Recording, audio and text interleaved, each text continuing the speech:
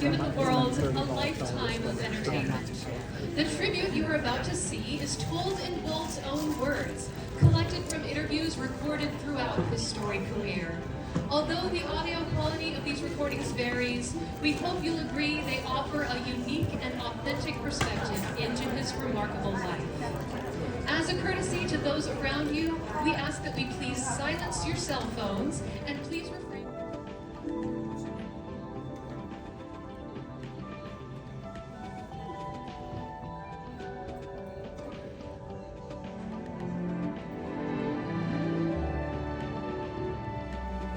They say that Hollywood is a town built on dreams, and one of its greatest dreamers was Walt Disney.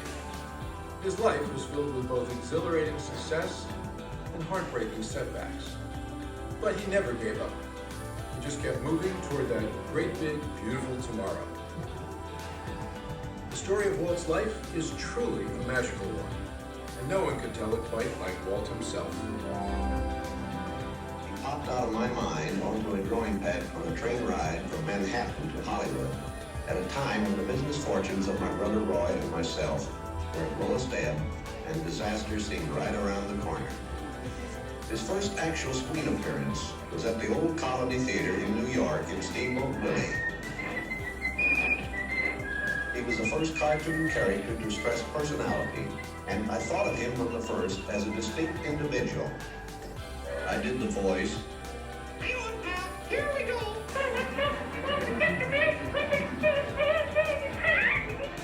Mickey was simply a little personality assigned to the purposes of laughter.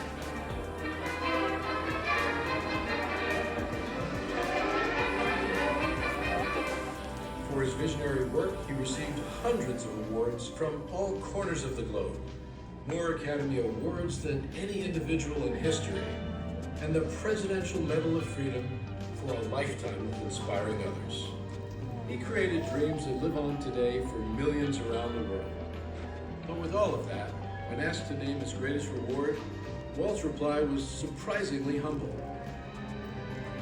Well, my greatest reward, I think, is that I've been able to build this wonderful organization, and also to have the public appreciate and accept what I've done all these years. That is a great reward.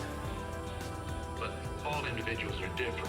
I had a brother who I really envied because he was a mailman, but he was the one that had all the fun. He had himself a trailer, and he used to go off and go fishing, and he didn't worry about payrolls, the stories, he just had picture grocers or anything. And he was the happy one. I always said he's the smart Disney. You know, I was stumped one day when the little boy asked, "Do you draw Mickey Mouse?" And I had to admit I do not draw anymore. Well, then you think of all the jokes and ideas. No, I said, I don't do that. Finally, he looked at me and said, "Mr. Disney, just what do you do?" Well, I said, sometimes I think of myself as a little bee. I go from one area of the studio to another and gather pollen and sort of stimulate everybody. I guess that's the job I do. You know, there's a lot of satisfaction in developing ideas into realities, but there's really no secret about our approach. We keep moving forward, opening up new doors, doing new things, because we're curious. And curiosity keeps leading us down new paths. We're always exploring and experimenting. We're interested in doing things that are fun, in bringing pleasure and especially laughter to people. But I only hope that we never lose sight of one thing. It was all started by a mountain. I come home.